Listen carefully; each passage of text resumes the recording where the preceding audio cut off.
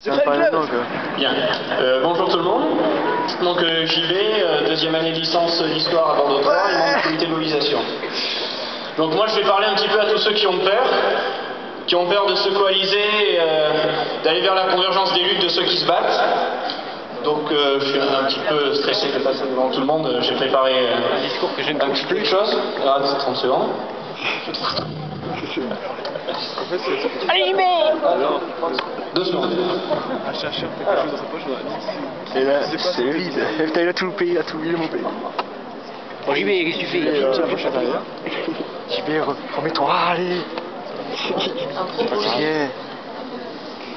Mais JB, il a plein de papiers, JB. Allez, JB! T'as du force, fais du plus droit. Bien. Donc je voudrais m'adresser à toutes celles et ceux qui ont peur. Et j'aimerais leur demander combien de temps vous allez continuer à garder la tête dans le sable, sans respirer. Car l'heure n'est plus au mouton aujourd'hui. Nous sommes tous des autruches individualistes.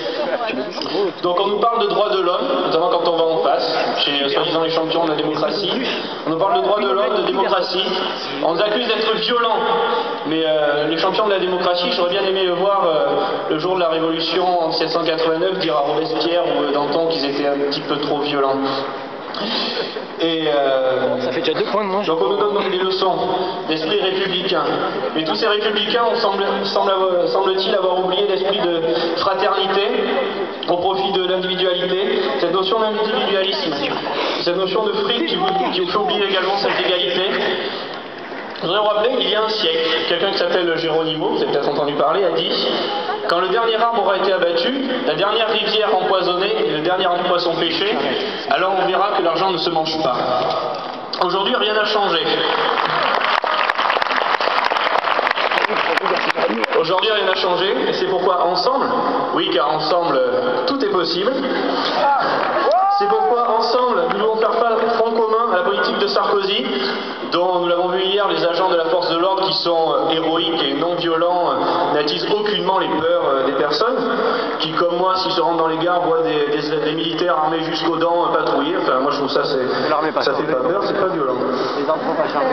Donc Sarkozy vous a dit, ah oui, et pour ceux qui pourraient nous accuser de faire de la politique, et de tout mélanger, je voudrais rappeler par exemple aux gens de Bordeaux 4 que hier leur père ou leur grand frère étaient dans la rue, qui se sont coalisés, et comme on n'avait jamais vu, magistrats, avocats et tout membre du service judiciaire, contre Sarkozy. Et donc peut-être plutôt qu'une réforme des universités, pour l'université de droit, ça serait peut-être mieux que Sarkozy et Madame Dati ne ferment pas 170 tribunaux d'instance, 50 tribunaux de grande instance, je ne sais combien de tribunaux de commerce et 60 conseils de prud'homme. Donc, Sarkozy a dit hier que les Français l'avaient élu pour changer le monde, enfin pour changer les choses. Donc, n'ayez plus peur. Sortez l'assiette du sable avant de nous faire manger ou de mourir d'étouffement. Soyez le changement et coalisez-vous. Merci.